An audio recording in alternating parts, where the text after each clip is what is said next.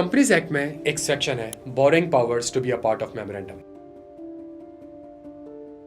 अच्छा, जब भी बच्चे को मैं इस सेक्शन पढ़ाता हूँ ना, तो बच्चा कहता है कि सर इसकी मतलब क्यों फजूल में एक सेक्शन डाला हुआ है, क्या लॉजिक है इसकी, क्या पाकिस्तान में सूद को आम करना है, ये रीज़न है?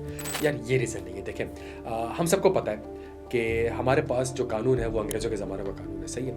और इसके ऊपर इस सेक्शन को रखा क्यों होता है, इसके पीछे लॉजिक क्या थी, तो वो ज़माने में जाना पड़ेगा जब ये कंपनीज एक्ट वगैरह, कंपनीज लॉ वगैरह अंग्रेज़ों ने इसको बनाया था और अडॉप्ट किया था। एक कंपनी थी अंग्रेज़ों के कानून के हिसाब से, कंपनीज एक्ट के हिसाब से, कंपनीज लॉ के हिसाब से बनी थी, और वो कंपनी जो थी वो लिक्विडेट हो गई, बैंकरप्ट हो गई। लिक्विडेटर वगैरह अपॉइंट हुए, गेट पे सारे के सारे क्रेडिटर्स, बैंकर्स आके खड़े हो गए।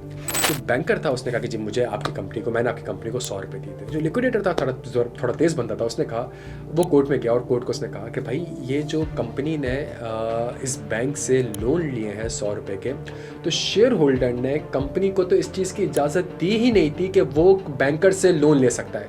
जो क्रेडिटर्स हैं, जो कंपनी के ऑपरेशंस हैं, जो प्रिंसिपल लाइन ऑफ बिजनेस है, उससे रिलेटेड जो क्रेडिटर्स हैं वो सेंस बनता है, लेकिन हमने तो कंपनी को ये इख्तियार दिया ही नहीं था कि जी वो बैंकर से लोन ले सके। मेमोरेंडम में तो ये चीज़ लिखी हुई भी नहीं है, सही है।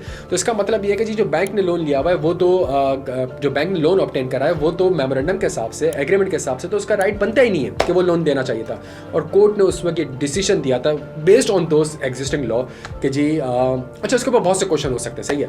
तो उसके ऊपर लॉ ने जो कोर्ट था उसने वर्डिक्ट दिया कि G company is not liable to pay any amount to the bankers, because bank ने जो लोन दिया है वो मेमोरेंडम के हिसाब से कंपनी के पास वो पावर्स थी नहीं, और बैंक्स को ये चेक करना चाहिए। तभी आप देखें इसके अंदर 2 से 3 कॉन्सेप्ट बड़े इंपॉर्टेंट है। तभी मेमोरेंडम एक पब्लिक डॉक्यूमेंट है, तभी memorandum is the agreement between the company and the outsiders जो हम पढ़ते हैं, सही है। और सबसे इंपॉर्टेंट चीज़, उसके बाद जब लॉ में इंप्रूवमेंट्स आना स्टार्ट हुई तो उसके अंदर फिर एक क्लॉज आया, borrowings power to be a part of memorandum, सही है। किस तरह, तो कल को आप इस्लामिक बैंक से भी लोन ले लें, ठीक है, तो सूद वाली बात तो इसके अंदर कहीं भी नहीं है, ठीक है। तो इस सेक्शन को रखने का मकसद ये है कि जी अगर मेमोरेंडम में उसके ऑपोजिट भी लिखा हुआ होगा कि जी कंपनी के पास राइट नहीं है या कंपनी को हम पावर नहीं दे रहे शोल्डर के वो बाहर बैंकर से लोन ऑब्टेन कर सकता है, और उसके बावजूद अगर उसने लोन ऑब्टेन कर लिया तो यहाँ कंपनीज एक्ट मेमोरेंडम के ऊपर प्रिवेल कर जाएगा, और वो उसका जो सेक्शन है वो सेक्शन प्रिवेल कर जाएगा, borrowings power to be a part of memorandum. Thank you so much.